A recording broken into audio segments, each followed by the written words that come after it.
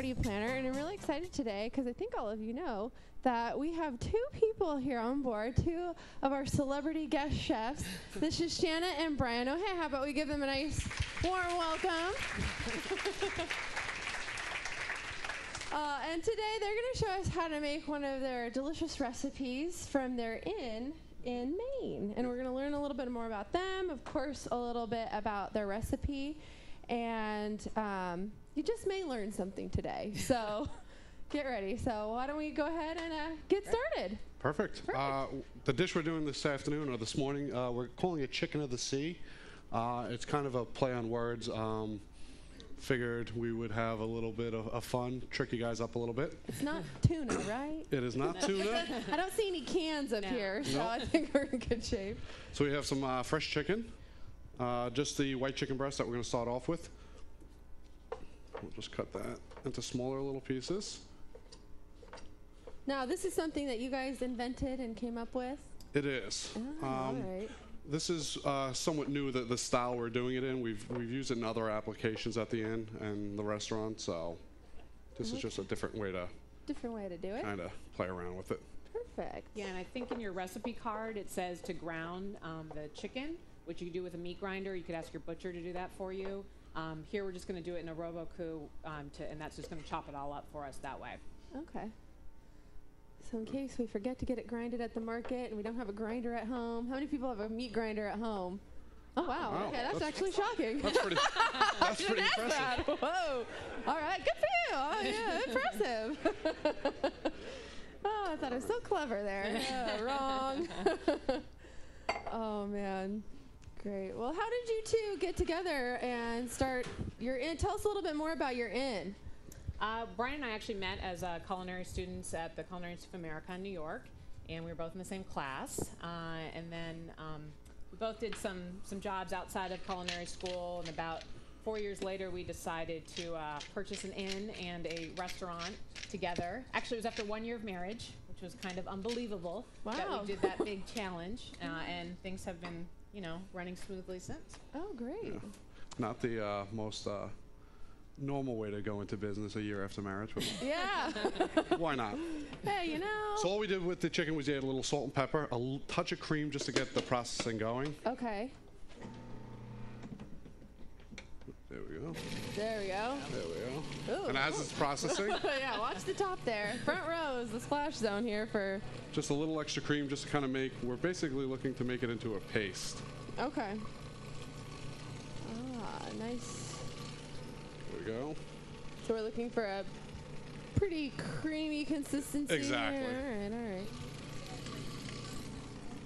And a food processor? Yes. Food processor, yes. This is the same thing. This is just the commercial version of Cuisinart. Again, if you don't have that and you get the ground chicken at your butcher, you could just use a spatula and just whip it up with a little bit of the cream. Like yeah, sometimes I put it in the KitchenAid bowl with a paddle attachment and then just whip it that way and slowly add in the cream. So yes, you're creating this form that's going to hold together. So it's going to almost look like a sausage. Oh, I see. Okay. Your casing. Ah. Excellent. All right, it's almost there. Just a touch more. Get rid of some of those chunks. Get it nice and creamy there so you don't get big chunky bites. Excellent. Ah. So yeah, this basic mixture here, at this point you can basically do whatever you want. You can make chicken burgers out of it, almost like a chicken sausage, so definitely comes with, we're out of power. Oh, we're out of power. We're out of power. All right. I can grab it a minute. Oh, I got it. And we're back. And we're back. A little safety measure here on Mazdom. The power goes out every half hours to make sure we're not flaming anything up while the movie's playing or something like that. So actually, this mixture at the inn, I do a chicken alphabet soup for the kids. So I make little homemade chicken meatballs with this. Oh, great idea. Yeah, so it definitely has a lot of other ways you can use this chicken meat. Okay, so you can kind of mix it up that way. It's just a nice way for it to never really dry out. It keeps the chicken nice and moist as you're cooking it. I just do, because it's for children, I just do a little salt, a little bit of pepper. I keep it more, not too aggressively seasoned, and then it's just in a nice flavorful chicken broth and alphabet. I do add the cream to it, yes. Which, if you really want to go more healthy, I guess we could add yogurt or... Absolutely. Yeah. Yeah, that would work. Okay. Like a Greek fat-free cream. But again, it's not a lot that you're adding. It's when you're talking about the portion size, it's not. This is not a fattening dish. Yeah, it's not like a creamy Alfredo or Right. in there. So I understand that you've been on TV. Yes, recently, actually last week, I competed on the show Chopped on the Food Network. So Has anybody ever seen that show? Oh, okay, all right. So the episode was called Plenty of Fish. I think it first aired on March 13th. So it's been re-airing, but it was crazy, very crazy experience. Okay. The premise is basically you have 4 chefs, you get a mystery basket, and you all have to prepare a meal using those ingredients, and then the judges judge you, and after each round, one person gets chopped. And they try to give you really crazy ingredients to throw you off, and things that most people maybe would not even eat. They throw in there, and you gotta make it taste delicious. So. Yeah, I think I've seen things like popsicles with like a certain kind of fish with chocolate, and you gotta make it come together. I can't remember. The first round had a bitter gourd. I still can't even remember. What did you? I think it was called. And it was awful. It was awful. So you're welcome. Did the best I could with that. Yeah. What round did you make it till? I got knocked out after the entree round. Okay. But I know. I really wanted to cook dessert. I was pretty bummed. All right, so we have our mixture right here in our piping bag. It's just easier to actually work with the puree at this point. Okay. So what we want to do is basically kind of just pipe it out into a sausage form. And you want to kind of keep flowing the bag so you minimize the air pockets. Okay. That is very creamy. Yeah. And then you just take your saran wrap and you fold it over. And again, if you're making a lot of these, it's best to work with the chicken kind of chilled, so you can constantly place the chicken back in the refrigerator as you're working on. Okay. It doesn't get too heated up, so roll it nice and tight there. Yeah, and then it's pretty easy from here on out. Yeah. Have you had any TV cameos? I have. I was on the Best Thing I Ever Ate, also on the Food Network. Shanna and I both were filmed on the show. Editing purposes just put me on there, so. I don't know what that's about. And we were nominated by Chef Kakora. For our lobster pot pie. Lobster, ooh. So. Yeah. Right? How much time do we have here? No, we didn't bring any lobster with us. Oh, wow. How did you get involved with that? Did they just seek you out, or? We actually worked with Kat and Greece at a food and wine festival. So we were part of her culinary team. Okay. And met her there. We spent a week in, I'm going to butcher this. Yeah, thank you. Thessaloniki. And we worked on the food and wine event with her. So it was a great experience for us. And a lot came from it. So it was pretty cool. Very cool. So we basically have our sausage. So you tied it off on the ends there. Tied it off on the ends, and I have some simmering water over here. And we're just going to blanch it right into there. Oh, stick the whole and that's thing in there. going to tighten it up. And we'll keep that working. Okay, great. Shanna will work. There we go. I'm going to now show you the guacamole that we're going to pair with this. So we're going to start out actually with dicing some red onion. I have pretty much any time I go to a party or things, people always ask me to bring my guacamole. They love it. And I think there's just a couple of tricks here to make it kind of really fantastic. So give it that extra something. Exactly. Oh, great. So you just want to small dice the onion. And we're going to have a bowl here. In the recipe, it says a mortar and pestle, which again, I think that's kind of the secret of making fabulous guacamole. I also think you need to make it and serve it. I don't really believe in holding it too long because I think it tastes just delicious when it's first made. But couldn't find a mortar and pestle on the ship, So I'm showing you my alternative thing, which I think is good anyway, because if you don't have one at home, you certainly can still do this. So we just want to get those chopped up a little bit. Put that in the bowl. Nice. And then we're going to add jalapeno. Again, if you like something spicy, you could add, extra jalapeno. You can certainly customize this to how you want it. Myself, just going to show you this as well. My hands get real sensitive to heat. So jalapenos, sometimes they extract some of their oil and gets on your hands, and your hands can start to burn. And then if you touch your face or you touch your eyes, then your eyes are burning. So I always like to use gloves for that. Some people don't have that reaction at all, but It's probably a good I idea. always regret it when I don't put the gloves on, because I inevitably touch my eyes. Yeah. So again, I'm taking out the seeds and the inside here. Because the seeds is where all the heat is. heat is. Yes, definitely. I know jalapenos can sort of range in how hot they are. And the only way to know is to taste one. So you just want to cut things into strips to make it easier to work with. And then we're just going to mince that up. Let me know if you have any questions. You can throw up a hand at any point. Did everyone? Oh, yes, right there. Oh, You have a mic up? am I moving it down? I think it's kind of moving it down there a little bit. Okay. There you go. Is that better? Yay. No. Oh, you can hear either. I'll shout. Speak up. Okay, so we have our jalapeno, our red onion, and then we're going to add some of our cilantro. So again, you just want to rough chop this. Get it going there. Yeah. Okay, and we're going to put that in there as well.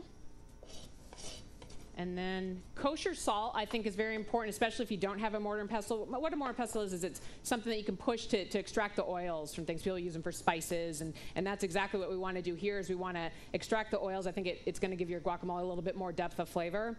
So if you have this is a good coarse kosher salt, that's going to help get cut through and smash up the onions and the jalapeno and the cilantro. So I'm just doing it with a ladle.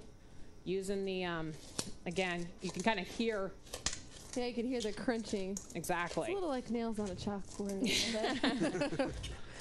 That gritty. Oh, okay. Yeah, you can see that. Oh, nice. Just trying to just sort of mash things up, extract the oils, and this to me is sort of the key part in making a fabulous guacamole. Okay, so this is your secret right here. This so is. Don't skip this. This is the step you want to do. I see. The kosher salt. Do you ever use sea salt? I do use sea salt, yeah. Okay. No, again, that would be a great thing to use as well. Sea salt is sometimes a little bit stronger, so you might not need to use as much. Okay. Which, again, if you have, a sodium issue, then that's a great salt to use because you can get that flavor without having as much in there. Oh, I see. Okay, so basically, yeah, we're just looking for those oils to be coming out. Okay, so we're going to stop there. Just a little bit of muscle to get it Exactly, going, this is so. good. And then you're going to want to add a little bit more of the onion, a little bit more jalapeno. Going to chop up a little bit more cilantro as well. And again, I'm adding more of this back in because this gives you a little bit of texture in your guacamole, so it's all not real soft. It's going to then, you'll get some of the crunch of the onion and the jalapeno. Now, where did you perfect this recipe? This seems a very Western or, kind of Mexican dish. Yeah, I'm a big fan of Mexican food and Latin food, and this is just from actually a restaurant I like to go to in Manhattan. It's called Rosa Mexicano, and they do it tableside, and I just loved it. And so I had asked them, can you, share that recipe with me? And they were very kind to do that. So it's pretty much right from there. All right. So the avocados too. Again, this is gorgeous, perfect avocado. You want to, just have a little bit of feel to that, and then leave them out room temperature. If you're not going to eat it right away, then stick it in the fridge. But they definitely taste better when they're not chilled. So what I'm doing is I'm just scoring avocado No. like this, and then I'm going to just use a spoon to scoop it all out. I'm always looking for avocado techniques. I always feel like you struggle to flick it out and half of it goes across the room. Exactly. Okay. Now, and I know they sell like an avocado, I think at Williams-Sonoma, they like a scoop, but you don't need that.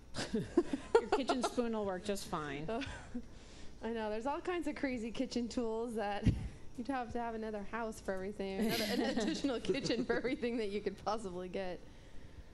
Okay. I think the cool thing about this whole recipe is one of the questions we get asked a lot is when people are entertaining, they always feel pressure of entertaining their guests and cooking, and a lot of these things that we're doing today can be done a couple hours before. Oh, The chicken yes. can be done the day before, and then when people are there, it's just fast pickups. And Yeah, those are always the best kind of recipes, that you're not scrambling around when everyone's coming and you want to be greeting your guests. Exactly. And if you did Absolutely. make the guacamole earlier in the day, if you're going to hold it, I would just suggest you hold onto these pits and you stick them inside the guacamole, and then just get some plastic wrap and put it directly on top. You don't want that oxidization happening. So then it Okay. comes out all, the color gets brown. It's not so Ah. attractive anymore. Yeah, because I've heard people who sprinkle a little bit of lemon juice. That kind of maybe. Yep, lots of people do that. I think this tastes just fine. The acidity from the tomatoes I think is good enough, so I don't put lemon or lime in mine. But you certainly could if that's a flavor that you like. Okay. Okay. That's a good little tip. So- Yes. Can we poach the chicken sausage and then freeze it for use later? absolutely. Definitely. Yep. The question was, can you poach the chicken sausage and freeze it? And Yeah, it's. I mean, like I said, it's a great thing to just have a simple recipe for, because you can use it in different ways, and it will hold up in the refrigerator. As soon as it's cooked, it will hold up in the refrigerator 2 to 3 days, and then definitely you can freeze it and just slack it out when you need it. Then how do you pour it out? You should always have it running under, if it's in a Ziploc bag, you should always have it running under cold water, because you never really want to shock it to keep it in that healthy zone. yeah. No, it's, I can show you, it's starting to form. Plastic holds up. As long as there's water in there, I mean, if you are not careful about the water reducing and the plastic then hits the pan, absolutely. But as long as it's poaching in water, should be no problems. Okay, because I read something where you're not supposed to put plastic because something gets hot. I haven't heard that. New information.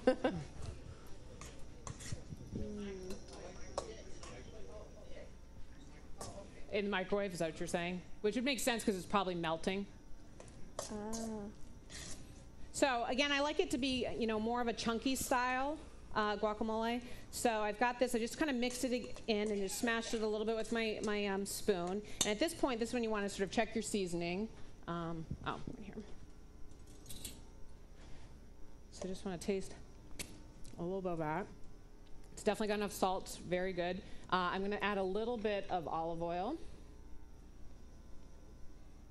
And then the cherry tomatoes we're going to quarter up, and it is good to go.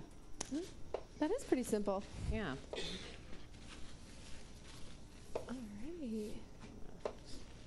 Start on So how's our chicken sausage doing over there? About It's how long doing does well. that take? There's 2 different ways you can do it. We're doing the boil, but you can also, if you have like some of those steamer baskets, you can put it in a steamer basket. That just helps to make sure the liquid won't, if you don't have a tight wrap on it. Okay. That would usually take 25 minutes. This usually 20 minutes, 18, 20 minutes. Okay. It's not too long. Yes. I don't personally use any lemon or lime. You certainly could. But I just think that I like to just put a lot of the cherry tomatoes in there, which I think you're getting enough acidity from that. So that's why I don't do that. But you absolutely, I know some people put garlic in theirs, but I think the onion is giving it enough flavor. So, but absolutely, you can customize this to your likes. And that is it.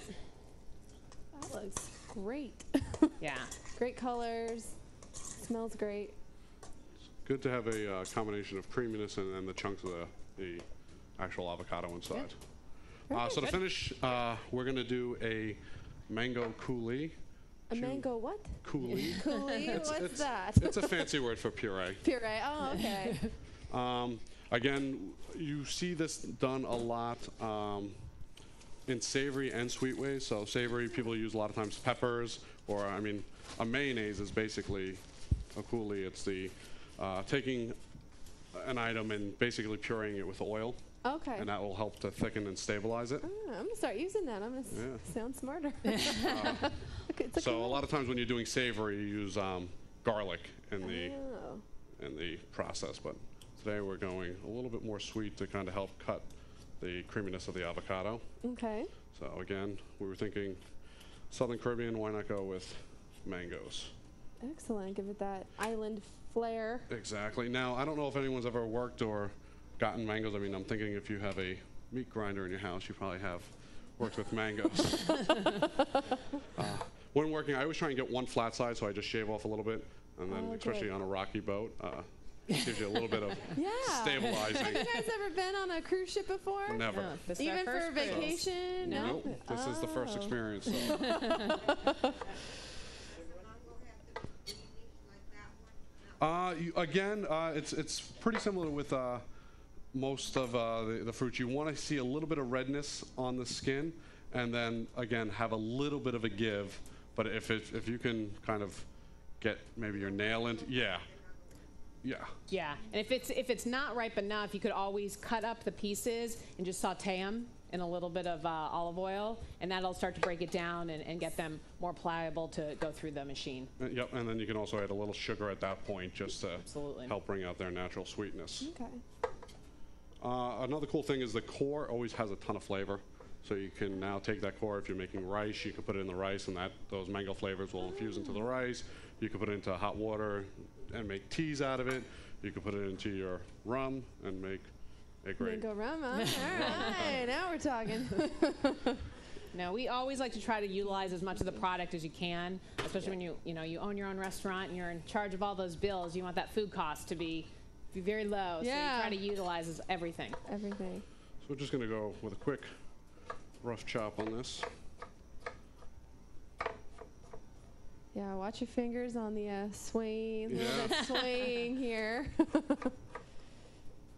Yeah, I have to say I'm now even more impressed with the food quality here with knowing the conditions of the sea moving and just what great quality they pull out. Yeah, some of those rough days when they're still able to get the desserts perfectly piped, I'm like, that takes skill.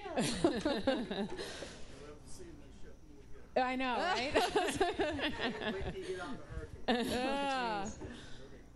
I know, this is very calm, but if you're not used to it when you're cooking. All right, so we'll just put the rest of the mango in there. All right.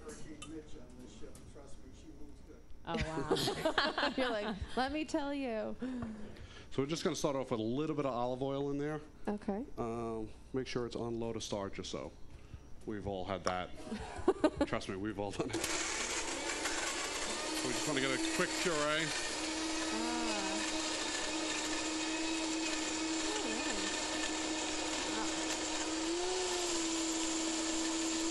A little bit of olive oil.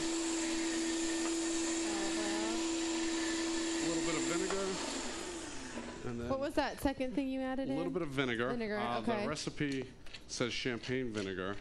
We have a little bit of red wine here. So we're going to pop open a little champagne because there's always a reason to open champagne. Hey, I'm not going to stop you. Yeah, you could definitely substitute other vinegars if you wanted to. Sherry vinegar would work great. Apple cider vinegar would be fantastic in that.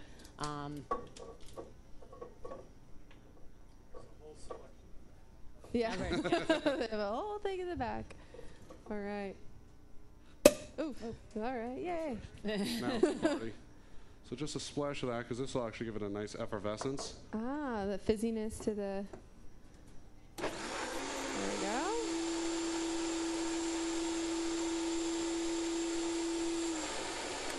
So that's nicely processed. Again, you just want a little bit of a thickness. Again, if you want it thinner, like a lot of times last night we had the key lime pie here, and they had I think it was a berry coulis, nice okay. pain. So a lot of times you just put them in a squeeze bottle at this point, nice and simple. Easy, easy. I like that you only used a splash of that champagne. How many samples can we get going around on this one? I don't know. Oh, okay. So it's nice and creamy. That looks great.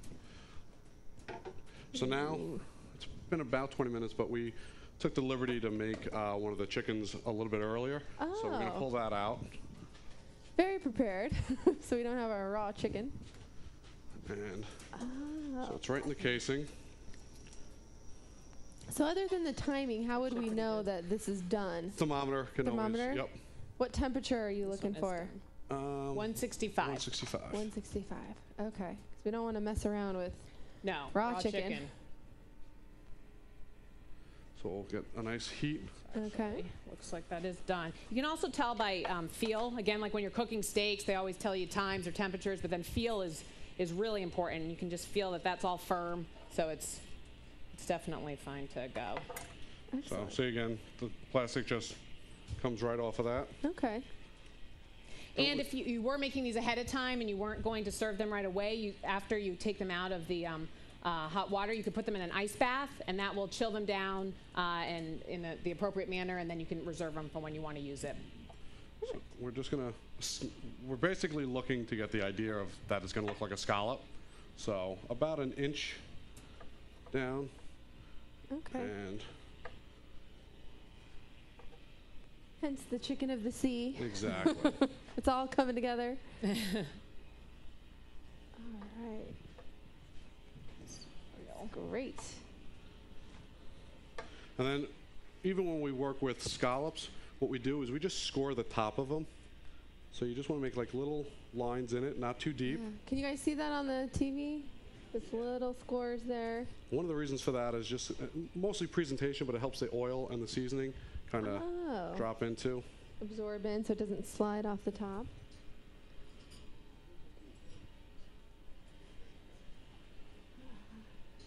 Well, you're in luck this cruise as well, because coming up in our next sea day, Shanna and Brian are going to have a hands-on cooking class, and I believe there's still a few spots open. We limit it to 12, so if you want to sign up for that and learn a little bit more about them and get your hands dirty and not have to do the dishes, that's available at the front desk. So make sure you head up there if you're interested in signing up for that. It is limited to 12, so if you want to do it, elbow your way up there and get signed up for back. And then they'll also be back for one more demo a little bit later on in the cruise.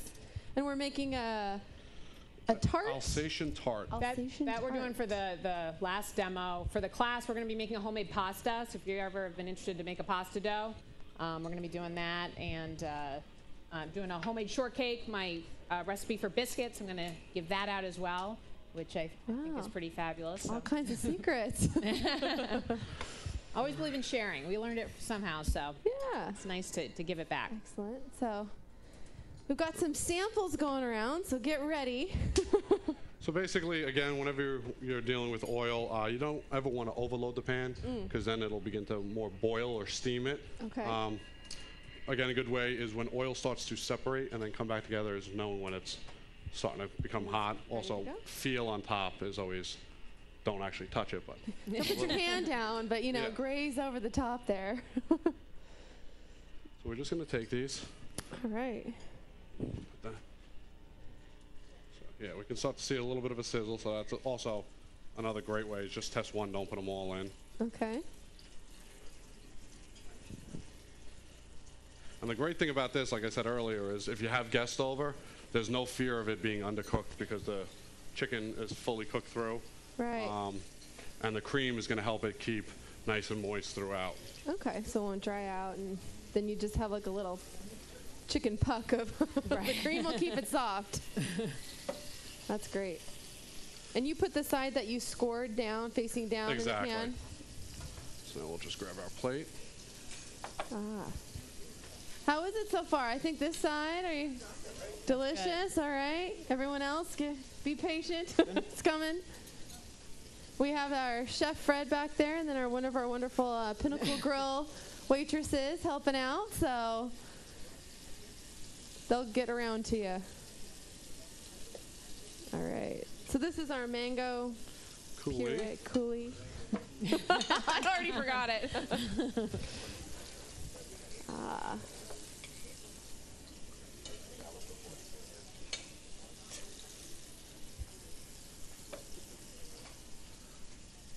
Our guacamole here.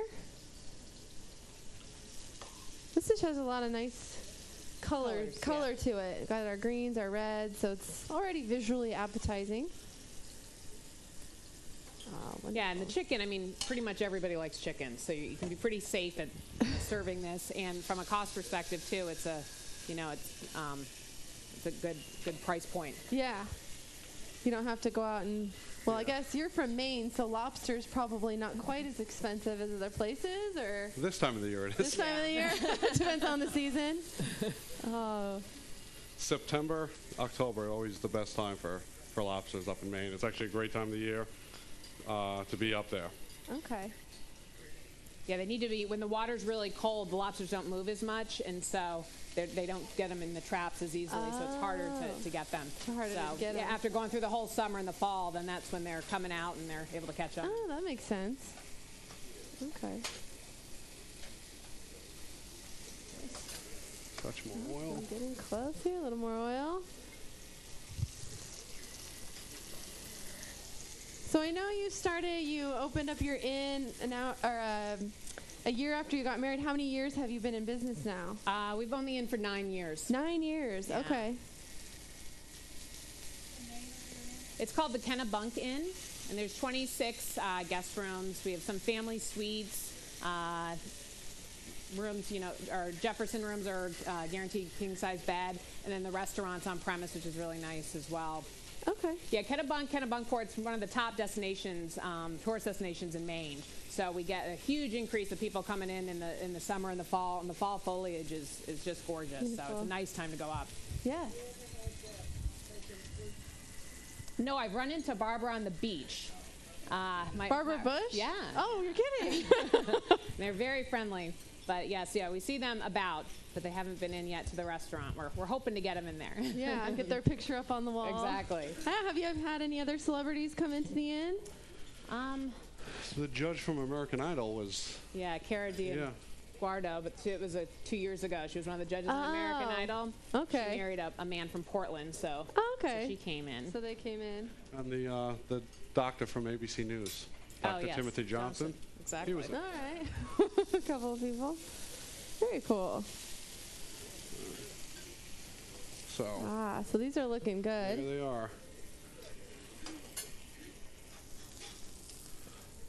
All right. Camera is there, but that's There the chicken of the sea. So there's the chicken of the got sea. the Wow. white sides and Looks good enough to eat.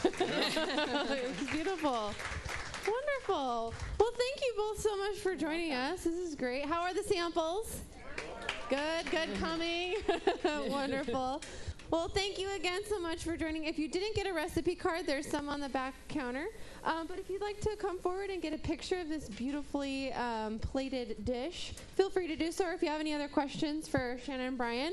And we hope to see you later on this cruise at our next demo. Excellent. So thank you guys again. Have another round of applause. Wonderful work. And thanks again.